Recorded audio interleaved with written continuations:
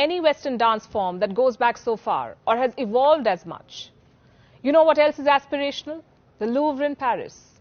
One photo of it on our Instagram and we have arrived. But India's National Gallery of Modern Art, which has one of the richest collections of contemporary arts, gets just 30,000 visitors a year. The Louvre in Paris gets 2.5 million visitors every year. The Tate in London has an annual footfall of 4 million. What explains this gap? Is it India's disinterest in everything Indian or the obsession with everything Western? Do we still blame Macaulay for this? Or our failure to invest in our culture? The reasons are multiple and the result is clear. Today an Indian dreams of becoming Western, aping the West, or living the Western lifestyle. For an Indian, the West has become synonymous with advancement and modern living. But these are two different things, Western and modern. If only we could cure this 75-year-old colonial hangover, if only we could look through what Macaulay wanted us to learn, if only we could reconnect with our heritage, we would realize that it's us, the Indians, who have always been ahead of our times. Ancient India was aspirational, ancient India was advanced.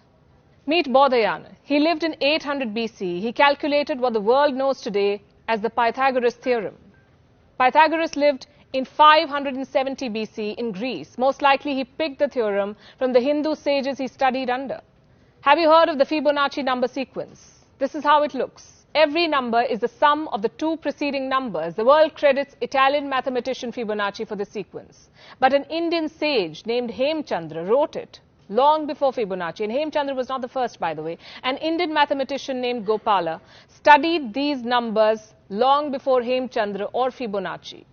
Eurocentric textbooks will not tell you this. Macaulay would never want you to know this. An Indian invented zero, an Indian taught the world how to calculate the value of pi, an Indian invented the decimal system or the binary digits, or the heliocentric theory about the solar system.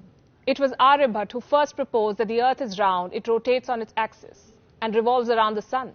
Today we learn about Copernicus. We wear t-shirts and sweatshirts of NASA. But 1,000 years before Copernicus, Aryabhat determined the diameter of the earth. He also determined the diameter of the moon. The culture of science in India dates back 5,000 years.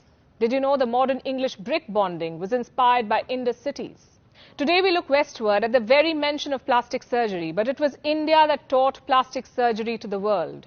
Meet Sushruta. He was an ancient Indian physician. He lived around 800 BC in the kingdom of Kashi.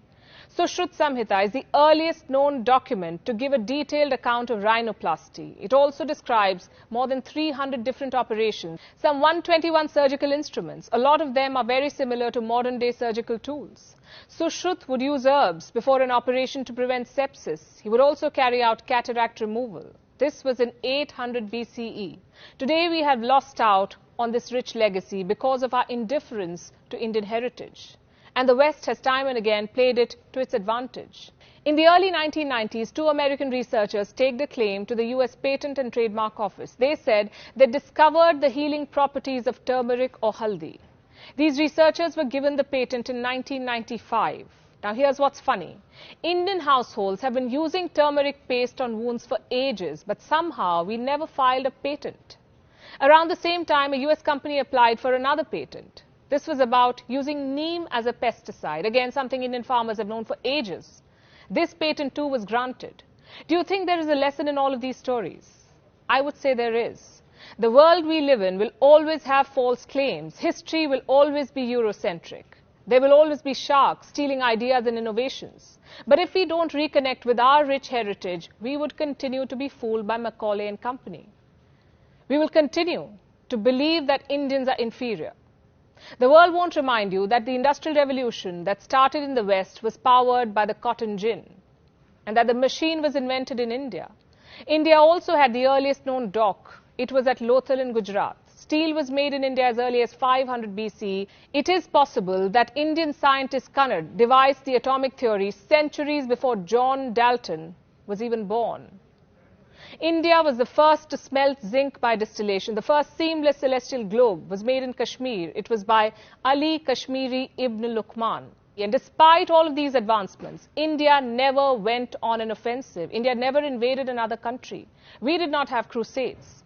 Our ancestors not just taught the world science, mathematics and astronomy, we also exemplified tolerance. This is the birthplace of 4 religions: Hinduism, Buddhism, Jainism, Sikhism. It is hard to find a heritage this rich. 75 years ago, we got the chance to reclaim this very heritage. But have we done justice to it? 75 years ago, Mahatma Gandhi led a freedom movement so that you and I could claim what is rightfully ours. You know, the great Indian heritage. But 75 years on, our minds may still not be free and our spirit of innovation not completely unleashed. Look at the number of patents India filed in 2020 and compare this to the rest of the world. This is just one parameter, but it tells you the story. Freedom is supposed to nourish critical thinking. Freedom is about being proud of your culture, your color, your customs. So let's stop looking westwards. Let's look inwards. We've been free for 75 years. It's time we reclaimed our lost glory. It's time we reconnected with our heritage and got back to being what we've always been, far, far ahead of the times.